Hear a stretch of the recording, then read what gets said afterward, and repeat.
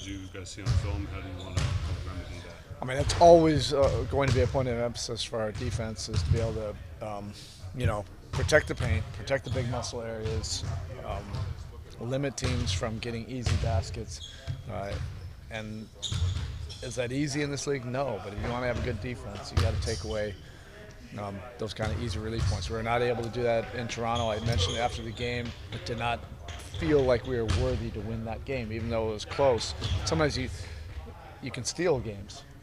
That's also important, learning how to win. But in terms of really anchoring our defense to how we want it to be, we weren't able to do that up there, and you have to credit them. They're an aggressive team. They're a downhill team.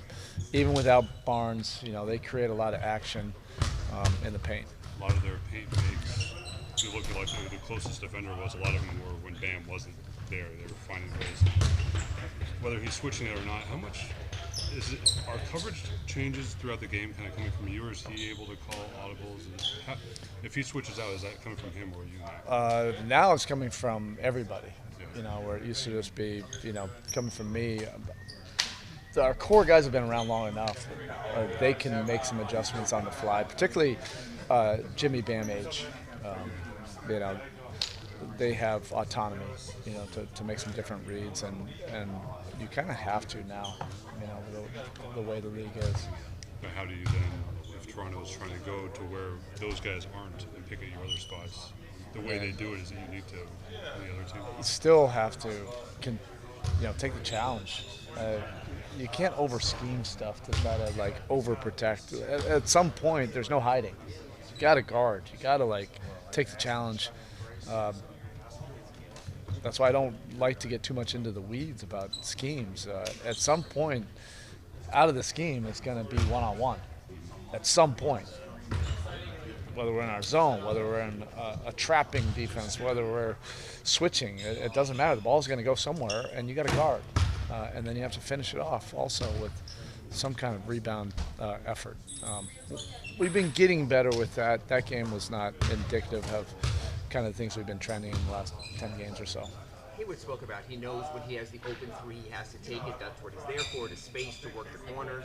My question to you is, if it's a contested three, has he reached the point now where there's a comfort and an allowance for that?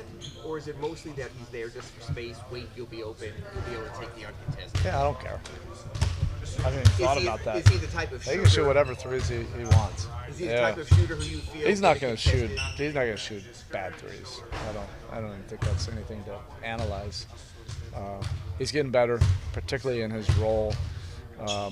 He's also filling in some gaps on some cuts, transition, getting behind the defense, relief drives every once in a while. And yes, his three-point shooting has improved dramatically. So keep on shooting the ones he's shooting. Those have been good for us. And his knack for traffic rebounding, is that just a hunger for the ball? But you spoke about it last year. We're seeing it again this season. He's been a very good rebounder by the metrics for his position. Every year that he's been with us, we've had a lot of guys, that have done that. The first 10 games or so was not indicative at all who we've been as a rebounding team. Or how guys have rebounded. But H has a knack for the ball, and we want him to go get it. Every once in a while there's going to be one where two guys go for it. I don't care. That's in the right spirit. We need more of those than watching and spectating.